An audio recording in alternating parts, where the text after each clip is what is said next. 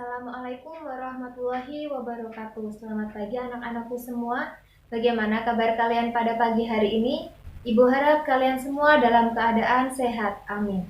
Dalam masa pandemi COVID-19 ini, kalian semua diharapkan wajib mematuhi protokol kesehatan dari pemerintah, yaitu selalu mencuci tangan dengan sabun atau menggunakan hand sanitizer, dan selalu menggunakan masker bila bepergian. Oke anak-anak, pada pagi hari ini Ibu akan menjelaskan tentang sistem reproduksi pada hewan dan tumbuhan. Berikut untuk penjelasannya. Nah, hari ini kita akan membahas tentang reproduksi pada tumbuhan dan hewan. Untuk yang pertama, kita bahas terlebih dahulu reproduksi pada tumbuhan. Reproduksi pada tumbuhan dalam klasifikasi, tumbuhan itu terdiri atas tumbuhan paku atau Pteridophyta, tumbuhan lumut atau Bryophyta, tumbuhan berbiji tertutup atau Angiospermae, dan tumbuhan berbiji terbuka atau Gymnospermae.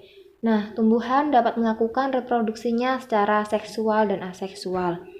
Selanjutnya kita akan membahas tentang tumbuhan Angiospermae atau berbiji tertutup. Nah, tumbuhan Angiospermae ini memiliki ciri-ciri yaitu bakal biji ditutupi oleh daun buah.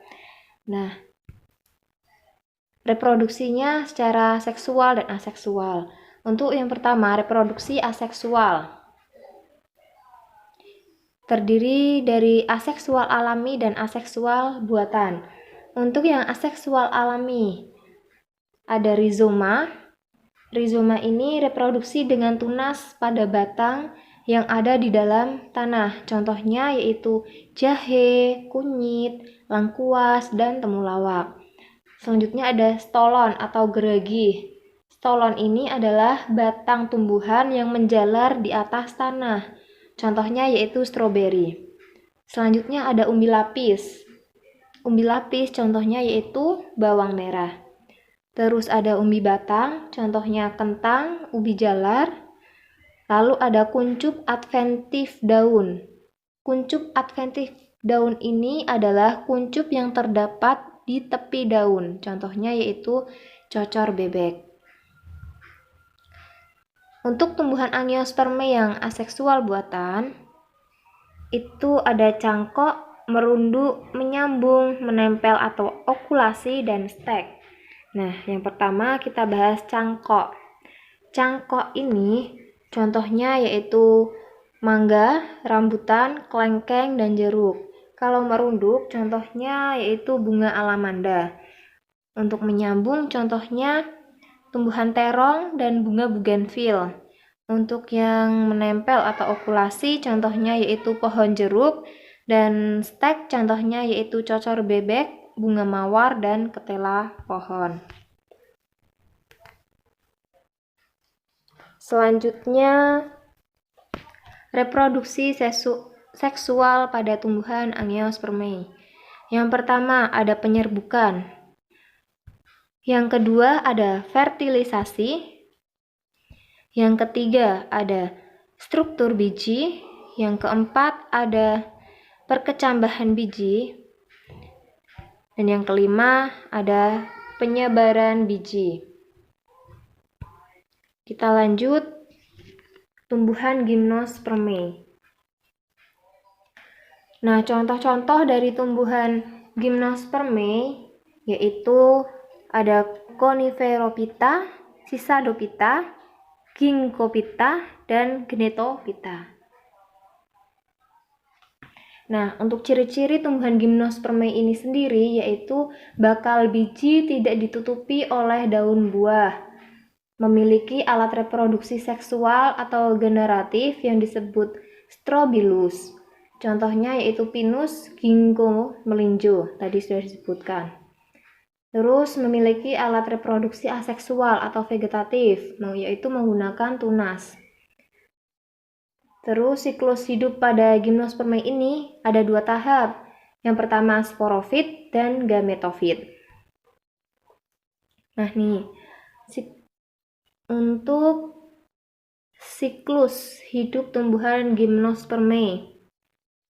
Tumbuhan Gymnospermae yang bersifat diploid itu ada Strobilus jantan dan Strobilus betina. Strobilus jantan akan menghasilkan mikrosporangium, Strobilus betina megasporangium. Lalu mikrosporangium itu sendiri berkembang menjadi sel induk mikrospora, sedangkan megasporangium berkembang menjadi sel induk megaspora. Lalu sel induk mikrospora berkembang menjadi mikrospora yang bersifat haploid, sedangkan sel induk megaspora akan berkembang menjadi megaspora yang bersifat haploid. Lalu mikrospora bersifat haploid akan berkembang menjadi gametofit jantan, sedangkan megaspora yang bersifat haploid berkembang menjadi gametofit betina. Lanjut, gametofit jantan akan menghasilkan serbuk sari, sedangkan gametofit betina akan menghasilkan sel telur. Serbuk sari itu sendiri akan menghasilkan buluh serbuk sari dan menghasilkan spermatozoid. Lalu spermatozoid dan sel telur itu akan bertemu menghasilkan zigot yang bersifat diploid. Zigot ini akan berkembang menjadi embrio dan embrio berkembang menjadi biji, lalu biji berkembang menjadi tumbuhan gimnospermae. Ini untuk pergiliran keturunan tumbuhan gimnospermae. Sekarang tumbuhan Pteridophyta. Ciri-cirinya yaitu terdapat pembuluh xilem dan floem, tidak berbunga, dan mengalami metagenesis. Nih, contoh dari tumbuhan paku, ada paku purba, ada paku ekor kuda, ada paku kawat, ada paku sejati. Kalian bisa lihat gambar-gambar paku purba, paku ekor kuda, paku kawat, paku sejati pada video ini. Nah, untuk keterangan lebih lanjut atau materi lebih lanjut, kalian bisa buka buku paket bab 2.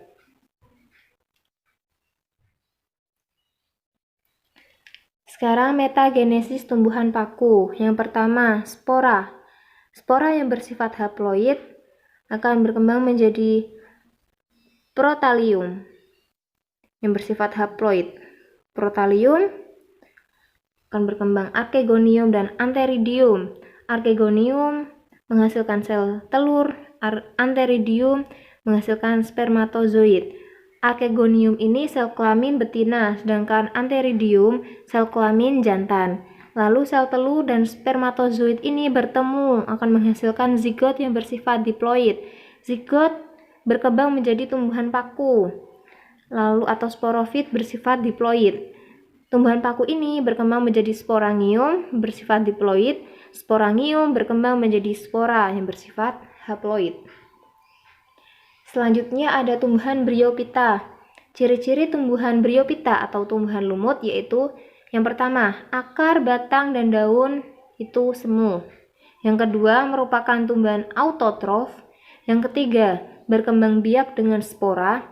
Yang keempat, mengalami metagenesis atau pergiliran keturunan. Nah, kalian bisa lihat metagenesis dari tumbuhan lumut di bagian sebelah kanan. Yang pertama, spora bersifat haploid, berkembang protonema haploid. Lalu tumbuhan lumut. Tumbuhan lumut memiliki 2 sel kelamin, betina dan jantan. Sel kelamin jantan bernama antheridium, sel kelamin betina archegonium. Untuk sel kelamin jantan atau antheridium menghasilkan spermatozoid, sedangkan sel kelamin betina atau archegonium menghasilkan ovum. Spermatozoid dan ovum yang bersifat haploid bertemu menjadi zigot yang bersifat diploid. Zigot akan berkembang menjadi sporogonium yang bersifat diploid. Sporogonium ini berkembang menjadi sporangium, lalu sporangium berkembang menjadi spora yang bersifat haploid. Nah, selanjutnya kita bahas tentang teknologi reproduksi pada tumbuhan. Teknologi reproduksi pada tumbuhan ada hidroponik, vertikultur, dan kultur jaringan. Kalian bisa lihat sendiri penjelasan dari hidroponik, vertikultur, dan kultur jaringan di buku paket kalian. Selanjutnya, reproduksi pada hewan. Nah, reproduksi pada hewan Yang pertama, reproduksi aseksual, yaitu yang pertama membentuk tunas. Contohnya Hydra sp, Porifera, dan Coelenterata. Yang kedua ada fragmentasi. Contohnya yaitu cacing planaria. Yang ketiga ada parthenogenesis. Contohnya yaitu lebah dan semut. Kalian bisa lihat contoh-contoh tersebut gambarnya di sebelah kanan. Selanjutnya reproduksi seksual pada hewan. Ada ovipar, vivipar, dan ovovivipar. Yang pertama, ovipar. Ovipar itu bertelur. O, mengingatnya seperti itu. O berarti bertelur. Contohnya yaitu ayam, bebek, dan lain-lain. Yang kedua ada vivipar. Berarti beranak. Contohnya yaitu kelinci, kucing, sapi, kambing, dan lain sebagainya. Dan yang terakhir ada ovovivipar, berarti bertelur dan beranak. Contohnya ular boa, terus macam-macam ular, dan gambar kadal itu sendiri. Nih, siklus hidup. Kita akan membahas siklus hidup pada ubur-ubur, pada nyamuk, pada kecoa, pada belalang, kupu-kupu. Yang pertama, siklus hidup ubur-ubur. Nah, nih. Yang pertama yaitu zigot. Zigot akan berkembang menjadi planula atau larva bersilia. Planula akan berkembang menjadi skifistoma. Lalu skifistoma mengalami fase polip nih, berkembang menjadi strobila. Nah, strobila mengalami fase vegetatif. Dia akan berkembang menjadi evira. Evira akan berkembang menjadi medusa atau ubur-ubur dewasa. Yang kedua, siklus hidup nyamuk. Yang pertama yaitu telur, lalu larva larva berkembang menjadi larva kedua. Larva kedua berkembang menjadi larva ketiga. Larva ketiga akan berkembang menjadi larva keempat. Larva keempat baru akan berkembang menjadi pupa. Lalu pupa akan berkembang menjadi imago atau nyamuk dewasa. Selanjutnya kecoa. Kecoa diawali dengan telur. Telur menetas menjadi nimfa 1. Nimfa 1 tumbuh menjadi nimfa 2. Nimfa 2 tumbuh menjadi dewasa yang pertama. Dewasa pertama tumbuh menjadi dewasa yang kedua, yang akhirnya akan menghasilkan telur kembali. Selanjutnya siklus hidup belalang. Dimulai dari telur tumbuh menjadi nimfa. Nimfa 1 tumbuh menjadi nimfa 2. Nimfa 2 tumbuh menjadi nimfa 3. Nimfa 3 tumbuh menjadi nimfa 4. Lalu nimfa 4 tumbuh menjadi imago atau belalang dewasa. Nah, belalang dewasa ini akan tumbuh menjadi betina lalu bertelur menghasilkan telur kembali. Yang terakhir, siklus hidup kupu-kupu. Metamorfosis sempurnanya kupu-kupu. Dari telur tumbuh menjadi ulat. Ulat tumbuh menjadi kepompong. Kepompong atau pupa tumbuh menjadi kupu-kupu muda. Kupu-kupu muda tumbuh menjadi kupu-kupu dewasa. Nah, sekian materi hari ini. Kalian wajib mencatat apa yang sudah saya sampaikan di video. Jika materi yang ada di video kurang detail, kurang lengkap, kalian bisa tambahkan pada materi yang ada di buku paket kalian. Dicatat di buku catatan. Nah, untuk tugasnya nanti akan Bu Ulfa kasihkan melalui sebuah link. Nanti kalian klik link tersebut lalu kalian kerjakan tugasnya. Nah, Ibu telah menyampaikan materi tentang sistem reproduksi pada hewan dan tumbuhan. Ibu harap kalian semua mau mencatat materi yang sudah Ibu sampaikan, baik di dalam video ini maupun di dalam buku paket. Jika di video ini materinya kurang lengkap, kalian bisa tambahkan sendiri materi yang ada di buku paket. Nah, untuk tugas di bab 2 ini, nanti Ibu akan sampaikan dalam bentuk link. Jadi nanti kalian tinggal klik link yang Ibu akan berikan, langsung kalian bisa kerjakan di link tersebut. Nah, cukup sekian dari Bu Ulfa, kurang dan lebihnya Ibu mohon maaf. Wassalamualaikum warahmatullahi wabarakatuh.